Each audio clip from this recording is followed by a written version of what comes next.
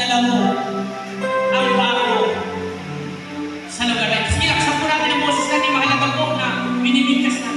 Panginoong Isus, Panginoong Jesus, nagpapasalamat po ako sa kabutihan mo, sa pag-ibig mo, dahil nakilala kita sa oras na ito. Lord, Ikaw ay napako sa krus, nagbata ng hirap, tumagas at dugo sa krus para sa akin.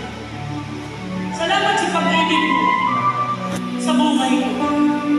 Sa oras na ito, buong puso ko na idinideklara at ipinapahayag na ikaw, Panginoong Jesucristo, ay tinatanggap ko bilang aking Panginoon at tagapagligtas. Pinapapasok kita, inaanyayahan kita sa buhay ko.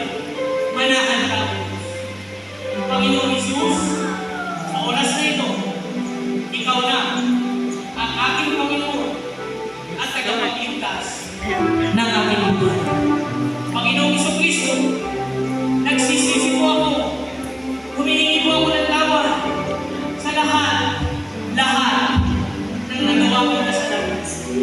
Patawarin mo ako. O Diyos, kaawaan mo ako.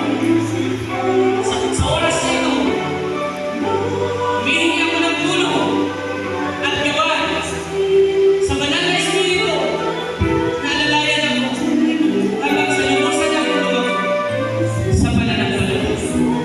Alalahanin mo po, Diyos, at isulat ang aming pangalan sa aklat ng buhay. Diyan sa inyong kariyan sa lahat. Panginoong Jesucristo, salamat sa pag-ibig. Simula sa oras na ito, tinatanggap kita bilang aking Panginoon at tagapagligtas. Ito po ang aking dalangin sa pangalan ni Jesucristo. Amen.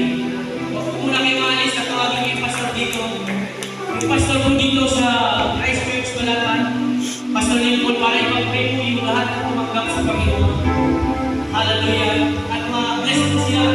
Hindi na naging panalangin sa Panginoon. Yan, praise God.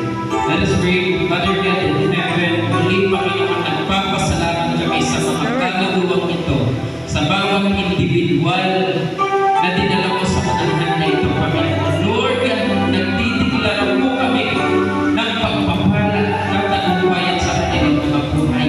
Winawagsin po namin ang gawa ng kaaway sa kanilang mga buhay, Panginoon. At hayaan mo na magpatuloy sila sa pananampalataya nila sa iyo, Panginoon. Simula sa oras na ito, ang kaaway ay wala ng karapatan sa kanila, Panginoon. At ang pagpapala mo, ang pag-ibig mo, ang kanilang mararanasan sa araw-araw. Patuloy mo pong pagpalain ang mga taong ito na nagsisimula pa lang sa kanilang pananampalataya. At nawa, Panginoon, makita po nila kung gaano kahalaga ang relasyon nila sa iyo, Panginoon. Nang sa ganun, patuloy po silang lumahan, patuloy po silang magpasakot sa iyo, patuloy silang magpuri at maglingkod po sa iyo. Salamat po sa mga taong ito na tinanggap ka po nila bilang Panginoon at tagapagligtas ng kanilang mga buhay. Pagpalain mo maging ang mga pamilya po nila na kanila pong inuuwian, Panginoon.